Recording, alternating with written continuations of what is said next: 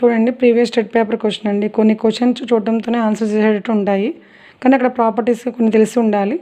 Main basics. What is the difference between opposite angles of A parallelogram? అంటే తెలుగులో సంబంధ చతుర్భుజంలోని ఎదుటి కోణాల మధ్య భేదం ఏంటి? అంటే ముందు క్వశ్చన్ ఆన్సర్ చేయాలి అంటే ప్యారలోగ్రామ్లో ఆపోజిట్ యాంగిల్స్ యొక్క రిలేషన్ ఏంటి తెలియాలి. సపోజ్ మీకు ప్యారలోగ్రామ్ తెలుసు కదండి, క్వాడ్రిలేటరల్స్లో వన్ టైప్. దీనిలో వాటి మధ్య ఆపోజిట్ సైడ్స్ ఎలా ఉంటాయండి? సైడ్స్ మధ్య opposite sides are parallel and equal. Parallel and equal. అలాగే ఆపోజిట్ యాంగిల్స్ కూడా ఏమవుతాయంటే ఆటోమేటిక్గా ఈక్వల్ అయిపోతాయండి. సపోజ్ యాంగిల్ ఏబిసిడి ఉందనుకోండి, ఏబిసిడి.